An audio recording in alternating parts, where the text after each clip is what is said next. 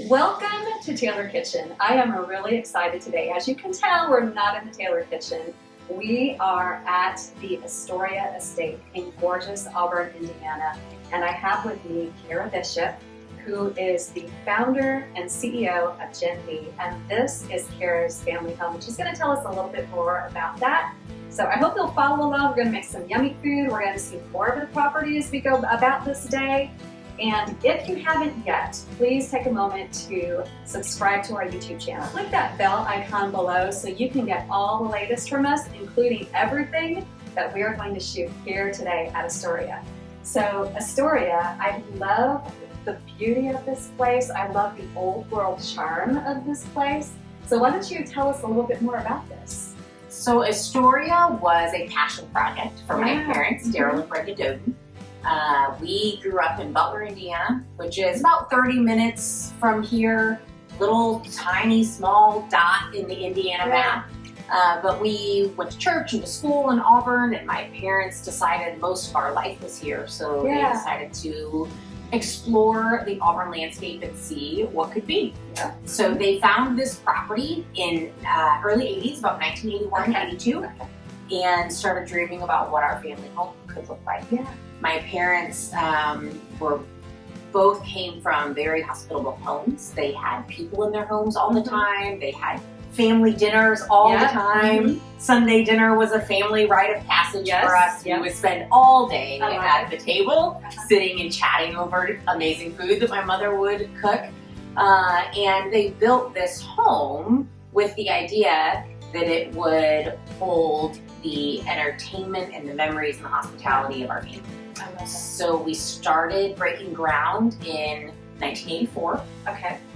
We moved from Butler, the home that we lived in Butler, in 85. We moved to a trailer on the property. So there are 7 of us, 5 kids, 3 girls, 2 boys, and all 7 of us lived in this double wide trailer while this home was built around us. So we literally were built into the home. We moved in 87, so in 1987, my mom had a kitchen and a laundry room and some plywood floors for bedrooms, and that was what we built. That's what we moved into.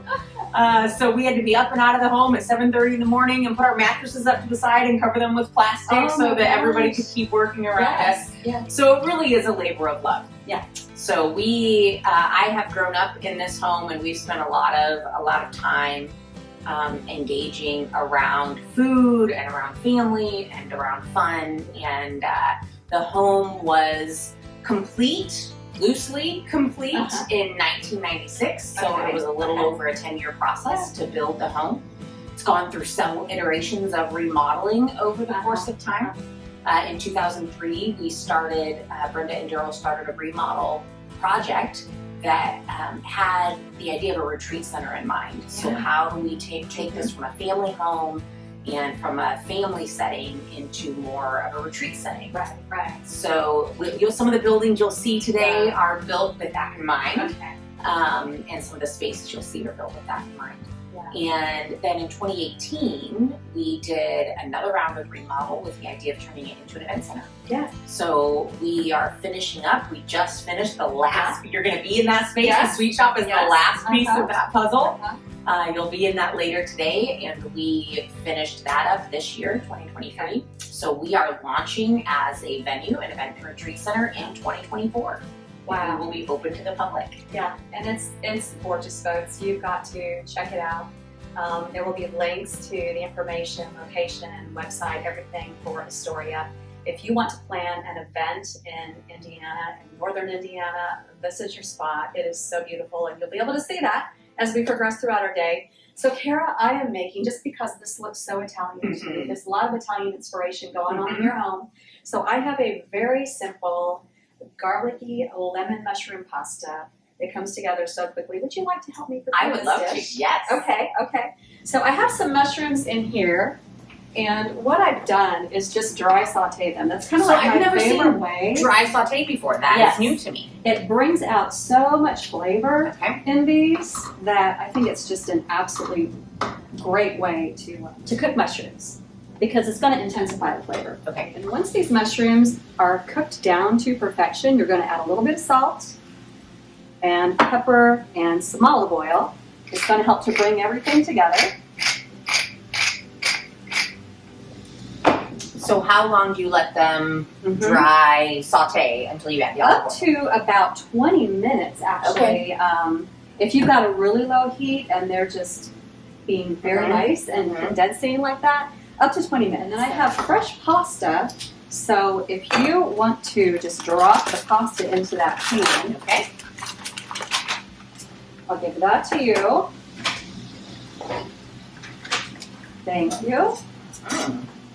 And then if you want to generously salt that water as well. Okay.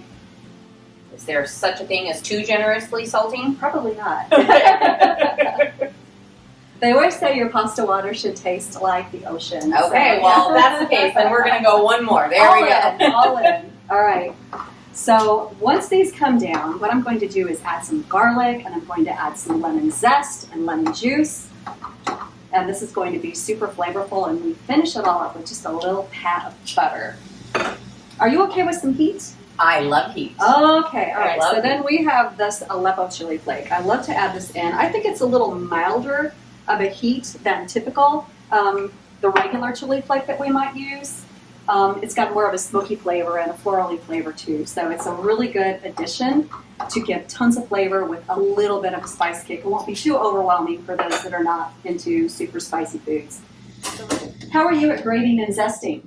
You know, I'll try anything once. Okay, all right. Let's start with the garlic. And I Okay. like to do the garlic on the grater zester just because it gets a really nice fine mince. And we're going to load this up with these 2 fat cloves of garlic into the pan. The whole things? Mm-hmm. All right. Yep. Is there a wrong way to zest? There's not a wrong way to zest. Just don't get your nail in there. Oh, yeah. Well, that would be a wrong way. Yes, I could see that. And you don't have to get it down to the very end. It's just Okay. until you feel comfortable that you're not going to lose a nail. then Great. Go with the second one. And right away, we're going to start to smell this. It's going to smell so good. You're doing a fabulous job. I think you've done that before. Not often. Do you like to cook? I like to bake. Okay. I don't cook often. My life is not conducive to that. I like to cook for people, for company, and for... Just not on a day-to-day basis. You're not cooking. No. Yeah. And you're a busy woman, so I get it. And what I try to do is things that I make are like 20 minutes or less. So usually they're pretty quick cooking things. All right, I'm going to ask you to do the same thing with a lemon. Now, do I just zest the outside and just keep turning it? Just the outside. You do know that probably. If you zest it too finely, you get down into that bitter pith, and you don't want that. You just want the exterior of the lemon where all the flavor is. And always zest it right over what you're making because the oils that come from the lemon zest go into the dish instead of on a cutting board. I'm going to go ahead and put our pasta, our fresh pasta, in here. And I'm going to come over with a bit of the pasta water too, because that helps to make a really luscious, luxurious sauce. I can't say that.